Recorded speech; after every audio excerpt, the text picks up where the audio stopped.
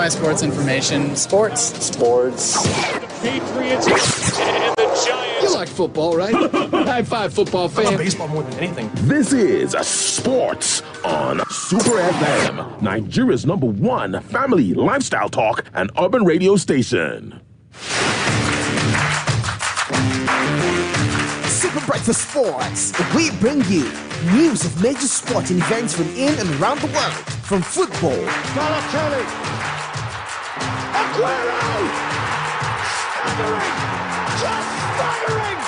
basketball, Stop. 14 for 4. Stop putting Seattle and the Supersonics with the Oklahoma City Thunder. It's different teams. tennis, Oh, come on, Rafa Nadal. Formula One, It's lights out and away we go. Russell does get away well, as does Max Verstappen. The Valtteri Bottas has got his teammate right alongside him already. Sergio Perez is trying to challenge as George Russell goes into the first 10, and George Russell takes the lead. boxing, And he's going for it. Ruiz catches Joshua. Wow. Joshua in an unbelievable and fans, time to rep your favorite teams. Only on Super Breakfast Sports Show. Weekdays, Monday to Friday, 7:30 a.m. to 8 a.m. Super Breakfast Sports. Thrilling, captivating, and electrifying.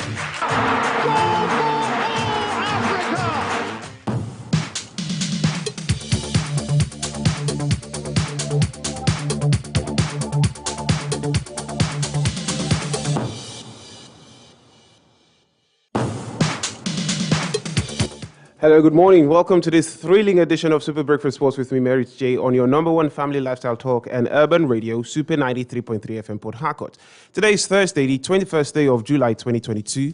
On the show today, we'll be talking about the Super Falcons, but not for the very best of reasons, sadly. So it's not because they won't have the chance to retain their WAFCON title. No, not because Ife Onumonu missed a penalty and now we have to face Zambia for a third place finish at least. No, that's not the reason. But because the very people who praise their gallantry, effort, and never say die attitude have refused to match those words with action with regards to the welfare of the players, once again failing the team and once again falling our hands. Yesterday, news broke from the camp of the Super Falcons in Morocco that the ladies refused to leave their hotel rooms for training in protest of unpaid match bonuses and allowances. We've been here before. And sadly, this is 2022 and we're here once again. We'd like to get your reaction to this. And we're also asking you, are you in support of the players protesting against unpaid monies during a major tournament? Is this the right thing to do? And also from the side of the government parastatals who are supposed to take care of this, the NFF and the sports ministry who are supposed to do the diligence by these players. What do you make of the fact that by this time, they haven't paid these ladies their monies that they've toiled and sweated for on field of play? Let us know what you think by heading to our Facebook page at Super FMPH, where we're live streaming to drop your comments starting from now. And we'll also reel out the line for the WhatsApp comments so that you can start sending us text messages on WhatsApp as the show progresses. We'll also open the phone lines today so that you can put your phone call through to us. And on the program this morning, we'll be speaking to Chris Emeonu to get us through what's actually happening in Morocco and how we got here in the first place. So without wasting any more time, vamos.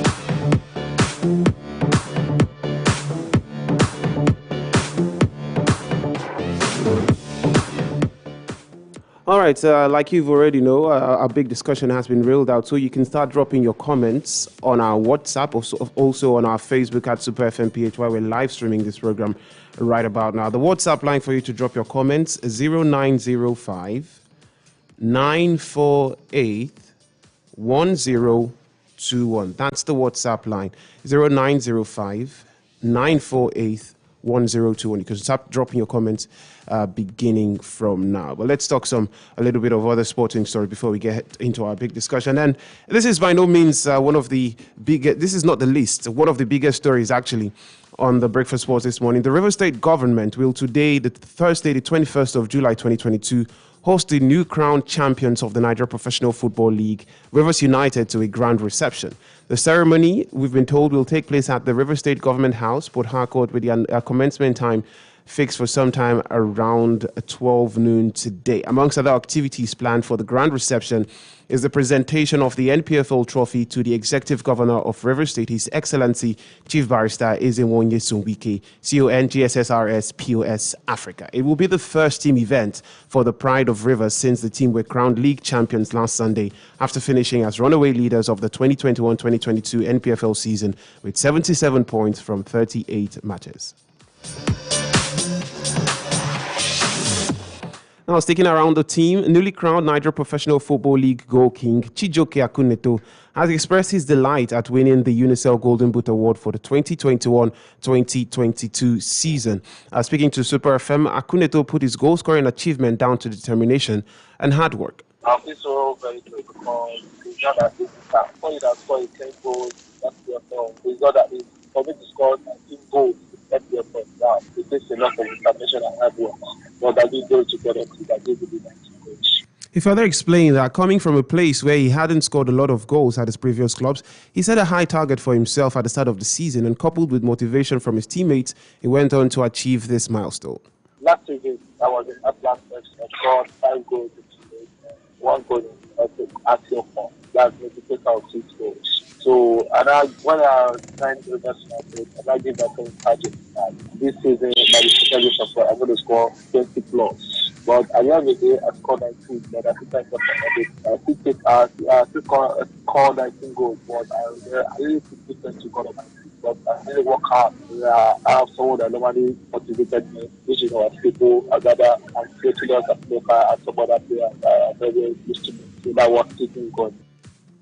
The Rivers United marksman, however, stressed that he is already looking forward to improving his goal-scoring prowess in the coming season. From one level to another, you know that in this season now, this is our failure, okay? The following season, much my start again, especially not a problem. So I need to be working very, very hard so that I need to set the standard for myself. Scoring 90 goals last season, this season, I will beat the record, and next season I will beat the record and set up that one. So it takes a lot of determination and go for it, okay?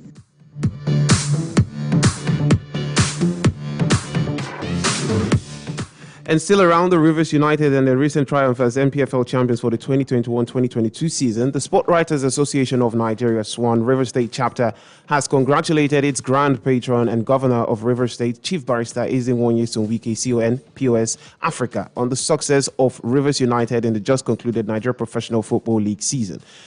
SWAN Rivers, in a press statement released on Wednesday, acknowledged Governor Wike's continued support for sports development in the state and beyond, which has culminated in the success of the state-owned teams in recent years. SWAN Rivers applauds His Excellency for his strategic and calculated efforts aimed at putting the state on the global map of sporting excellence, which has consequently yielded a fulgent fruits following the trailblazing exploits of the Pride of Rivers. The association also pledges to continue in the duty of giving the team and other sporting representatives of the state the best attainable in terms of informed, constructive and unbiased coverage. SWAN Rivers also enjoins the team led by the Honorable Commissioner for Sports in the state, Barrister Christopher Green, to continue in the quest for excellence both on at the domestic and continental fronts next term, as that is the only way to show that this season's success was not a flash in the pan. Governor Wike, as we already informed, will at the Government House, Port Harcourt, officially receive the trophy from the team in a trophy presentation ceremony starting from 12 noon today.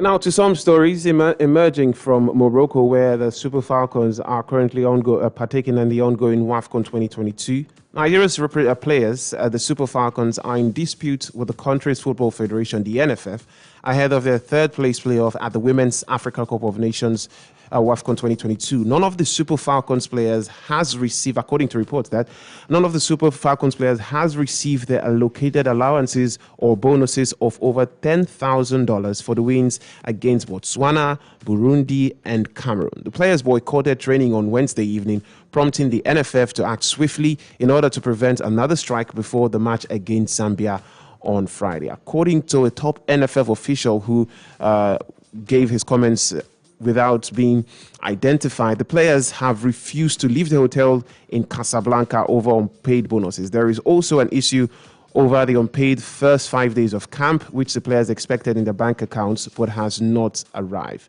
We'll talk about this at length when we connect with Chris Emeoni on the show this morning, and that's where we hinge our major discussion for this morning. We're asking you the question, what do you make of this? Another show of another international protest by the Super Falcons, and it's been a long list. There has been a long list of these kind of protests for the Super Falcons. What do you make of this? And also, do you think it's the right thing to do, protesting at a major international event? Now, let's just continue to talk about some things happening in the Confederation of African Football and the CAF Player of the Year Awards. Senegal's Sadio Mane and Nigeria's Azizat Oshola have a chance to retain their Confederation of African Football, that's CAF Player of the Year Awards, after the organizers cut down its shortlist in the men and women's category. Mane, the last man to be crowned Africa's best player back in 2019, will go up against former Liverpool teammate Mohamed Salah of Egypt and compatriot Edouard Mendy of Chelsea. Riyad Mahrez, Naby Keita, Vincent Aboubakar, Karl Toko Ekambi and Akraf Hakimi, Sebastian Haller and Kalidou Koulibaly have sadly all fallen by the wayside after making the 10-man shortlist released earlier on. The women's shortlist has also been revealed with Africa's most decorated footballer Azizat Oshola, Cameroon forward Ajara Nchut Njoya, and Zambia midfielder Grace Chanda making the final list. Now let's just run you through some of the categories and the nominees aside the best men's player and the best women's player. For the integral player of the year, in the women category, we have Evelyn Badu of Ghana and Hasaka's Ladies, and Dilid Lamini of South Africa, and Bambani Mbaine of South Africa as well. Integral player of the year, Akraf Dari of Moroccan Weather Athletic Club, Aliou Dieng of Mali and Al Ahly, Mohamed El Shenawi of Egypt and Al Ahly. Young player of the year for men, Karim Konate of Cote d'Ivoire, and RB Salzburg, Papa Matassa of Senegal and Tottenham Hotspur, Hannibal Mejbri of Tunisia and Manchester United. For the coach of the year in the women's category, we have Desiree Elise of South Africa, Bruce Mwapi of Zambia, Reynald Pedros of Morocco, and Jerry Shabalala of the Mamelodi Sundown Ladies. Coach of the year for men, Aliou Cisse of Senegal, Carlos Quiroz of formerly of Egypt, Walid Regragui of Wydad Athletic Club. Club of the Year for Women, ASF of Morocco, Hazakas Ladies of Ghana, Mamelodi Sundowns of South Africa, and Club of the Year for Men, Al Ahly of Egypt, RS Berkane of Morocco, and Wydad Athletic Club. For the national team of the year, we have in the men's category Cameroon, Egypt, and Senegal. Goal of the year will be contested by Zohai El Mutaraji of Morocco and Wydad Athletic, Gabadinho Muhango of Malawi and Orlando Pirates, and Pape Ousmane Sakho of Senegal and Simba C.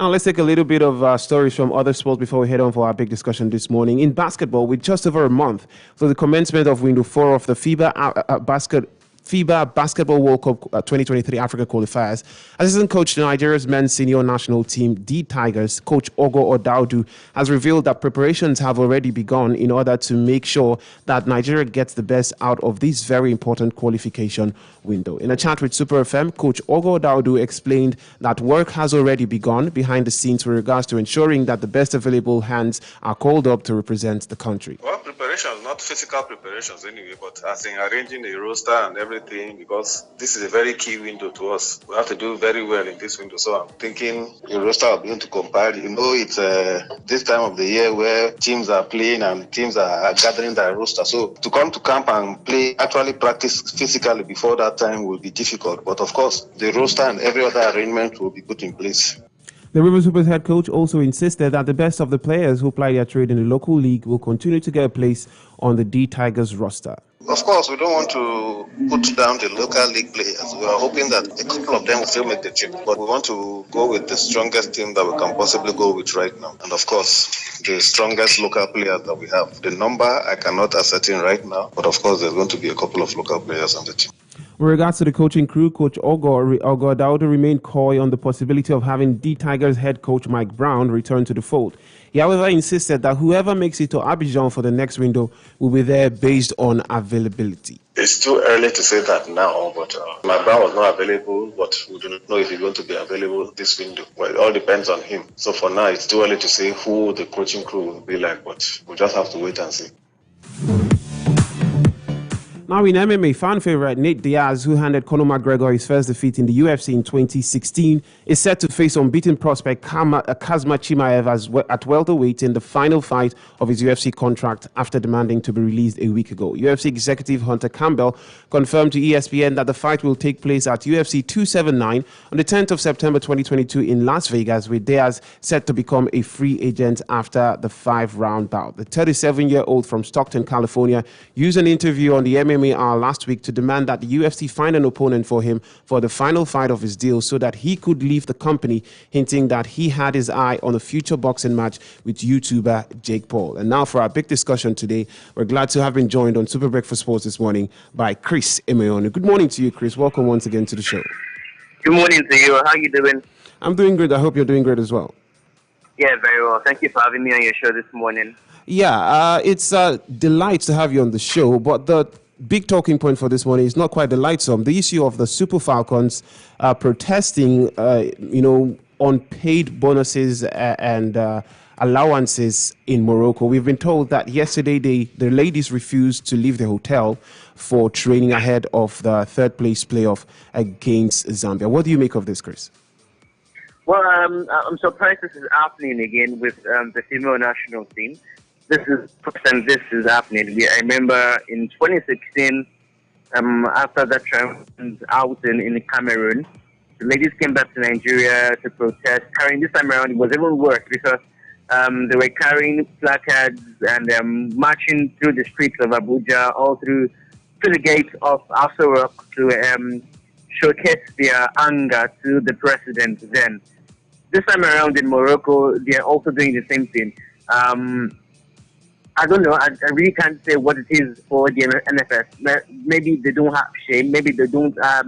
Maybe they're always happy when they are being embarrassed in the public. I don't understand why this keeps happening to every Nigerian team that goes out for international competition. I remember in the Olympics as well last year, the athletes also protested of unpaid salaries and all of those things. So this things keep happening to Nigerian teams, especially the Super Falcons. I think this is the third time or fourth time it's happening to them. I'm surprised that in 2022, under Amaju they have the same issue. It really shows the poor administrative angle of so far in the NFF in his 8 years or 10 years now with the NFF.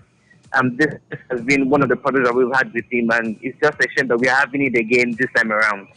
It's really, really disheartening. And, you've mentioned Maju Melvin Pinnick and his tenure. We've had this during his tenure. We had it in 2016, like you already mentioned. We had it in 2019, and now again in 2022. But the first time this thing happened at the international stage, according to reports, was in 2004. Maju Pinnick was not in office at the time. So what is it with these kind of issues happening every now and then? Is it as a result of negligence or poor planning or what? I'm struggling to place my hand on it, really. Well, it could be all three, actually. It's negligence on the part of the NFF, the president, and the finances department of the NFF. And also, it's just poor planning. And, of course, I've worked in the industry before, and I know that the NFF, apart from the budget that comes from the sport ministry, the NFF themselves have a budget that is presented to the National Assembly that then goes to the Senate.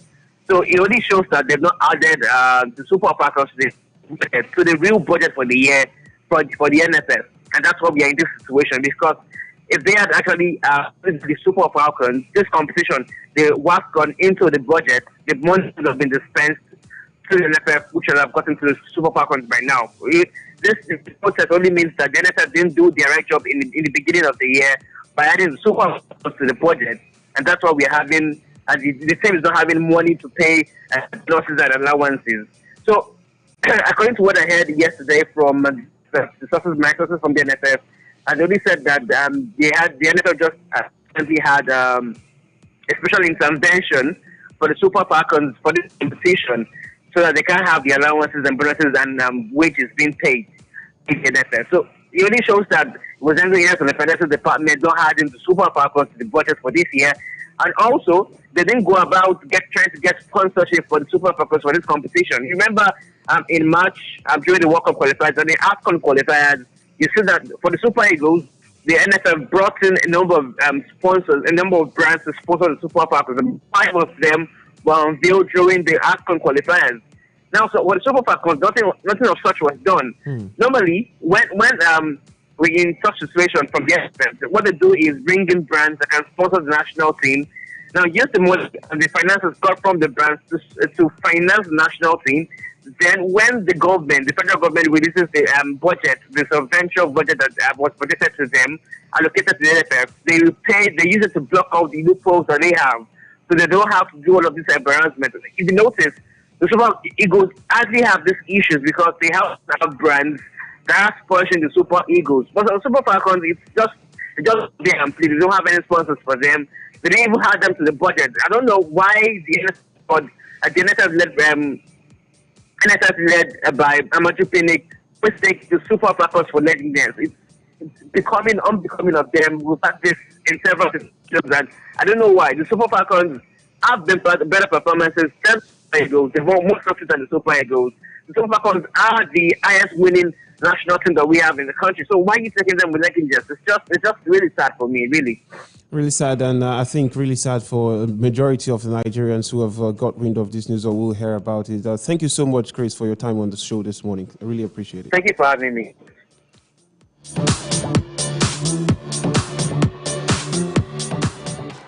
All right, continues to happen. We hoped that this wouldn't happen, but here we are. Hope cannot solve these things. You have to match your words with action. They've called them gallant. They've called them, heroines. They've praised the effort and the hard work. At the end of the day, they cannot match their words with actions. Talking about the NFF and by extension, the sports ministry. Let us know what you think. Now, call us up on the phone line. So try to squeeze a few calls through. 0705 079 1021. And 0811 743 1021. You can call us now to react to this issue of unpaid bonuses, unpaid allowances to the Super Falcons from the Nigeria Football Federation. We have a couple of comments on Facebook, which we will go through right about now. Nwale Befi on Facebook says, this is a surprising news coming at this time, and it's embarrassing after all the Falcons played. The NFF and Sports Ministry should be held, and I support the players protesting. Thank you so much for your thoughts. Joseph Agboye Simon says, yes, 100% I support the players. Nigeria is fantastically corrupt. If they don't protest, their salaries will be swallowed by snakes or monkeys. Thank you so much for your thoughts, Joseph Agboye Simon, via Facebook. And this from Olushola James. He says, it baffles me that this intercontinental show of shame keeps coming back to Nigeria's contingent at such international events. In some other countries, some people would have been sacked with immediate effect. How can they deliver the best if they are so despicably treated? That's a big question all of us are begging for answers from the NFF. Thank you so much, guys, for putting your thoughts through our Facebook channel. On our WhatsApp platform, this one says, good morning. I think the NFF should pay those girls. When are we going to get things right in this country? That's a question we're all asking. Thank you, F-Man, for your contribution on the show this morning.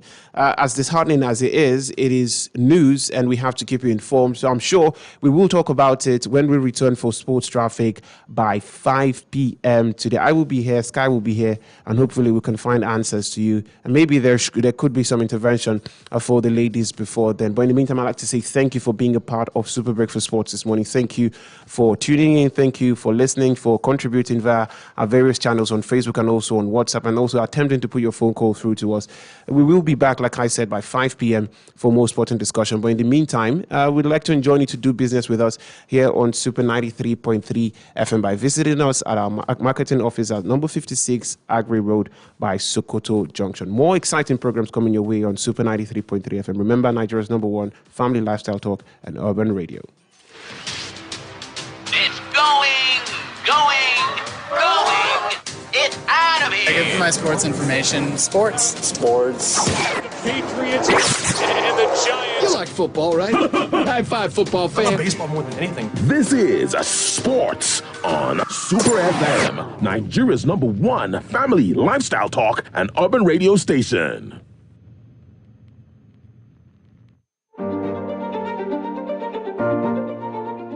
If no one knows how amazing your products or services are, then how can you make money from it? That is why you should hurry now with your jingles, special announcements, religious programs, political programs, and more. And let's take them directly to your